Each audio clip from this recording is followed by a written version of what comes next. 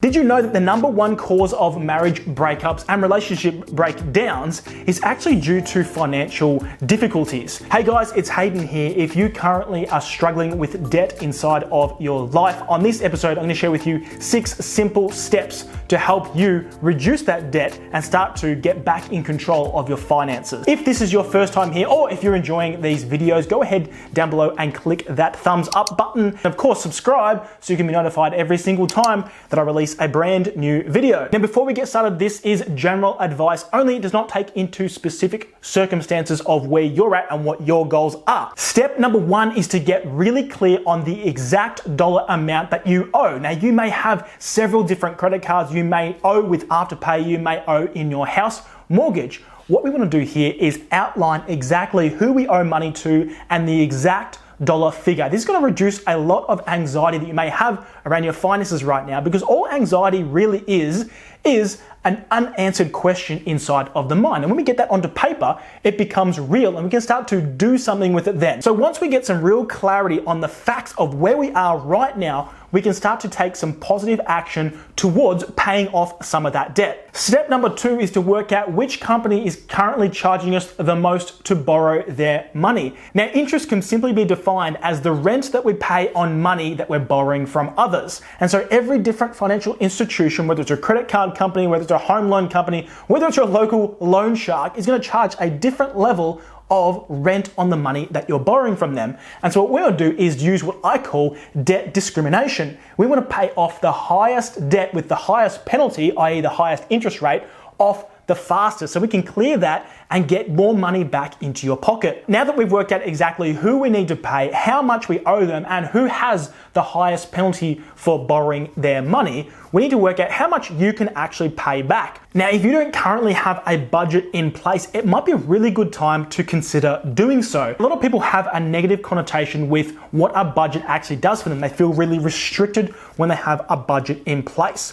But here's another way to think about it. A budget is literally just showing you, hey, this is how much is coming in, this is how much is going out, and this is how much you have left over or that you need to find every single month. Now, once we have the number at the bottom of this budget, we can work out from this number how much we can allocate towards the debts that you've decided you're going to pay off first. Now, I don't want you to go so hard so early that you end up taking literally food off your own table, out of your children's mouths, but start to think about how you can progressively, over the long term, start to snowball and reduce that debt. Which brings us to step #4, which is all about sacrifice. And there's no easy way to say this, but you're going to have to go without for certain items.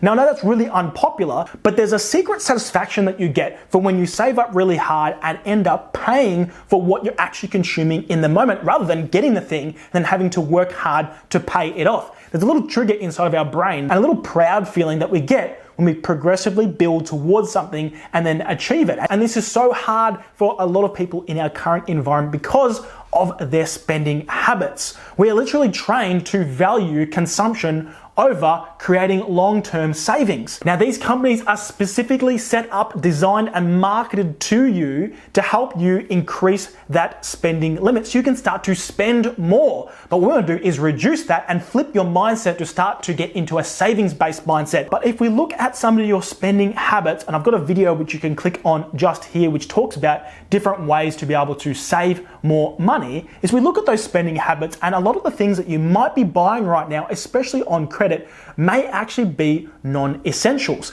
And we start to sacrifice some of those things and start to get a positive dopamine release from saving and seeing those savings increase and the debt decreasing. We can start to rewire that brain so you start to have positive connotations with putting more money in the bank. The more that we can pay down those debts and start to stop the snowballing effect where the interest starts to accumulate more interest, which starts to accumulate more interest, flip that on its head so we can start a savings program for you to be able to see compound interest work in the positive for your assets as opposed to on the negative where it's just accumulating more and more debt. It's going to release the financial pressure that's on you, on your family, on your future to be able to help you live with a debt-free lifestyle. Step number 5 is to start to take a really hard and honest look at your spending habits. Now, if you've accumulated a lot of debt, it really means that the things that you value are current consumptions. And what do I mean by this? Well, every human being on the planet lives by a values structure, and this determines where we spend our money and where our focus goes. And so if you look at your credit card statement and see a lot of transactions in one particular area, this will tell you that you're valuing something about this. Now, with credit card debts, a lot of the time this can be a void that we're trying to fill.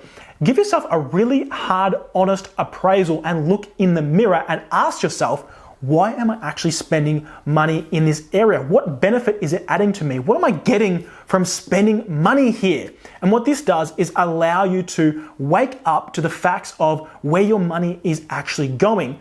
And then with that information, the facts are the facts, we can then make some decisions on what we want to move forward. And the best thing about human beings is nothing is set in stone. You have the capability to change whatever you do not like in your life. And so take all the frustrations that you might be feeling right now and use it as fuel to move in a new direction. Make a decision that you're going to change your life right here as of watching this video. No longer are you going to adhere to these practices of spending more money than is currently coming in. You're going to shift things, you're going to pay off that debt and start to move forward with your life rather than continuously feeling like you are behind. Step number 6 is to consider the services of a financial counselor. These professionals are qualified in giving you advice on how to structure your finances. They will even do some of the back-end work of contacting different companies to allow you to put your debts into one particular area and to give you some additional strategies on how you can start to manage your money. Please do not think that you're alone in this journey, or worse, do anything drastic. There are options moving forward, whether it's speaking to a financial counselor, whether it's reaching out to a friend and saying, hey, I'm stuck in this situation. I know that money is a really touchy subject. There's a lot of shame going around that you can't provide, etc. I'm going to put some links down below that may be able to assist in your situation if you still feel like your head is so far below water that you can't get a breath. I hope this video helps. If it does, go ahead and click that like button below and subscribe so you can be notified every single time that I release a new video. Thank you for watching, and I'll speak to you again soon.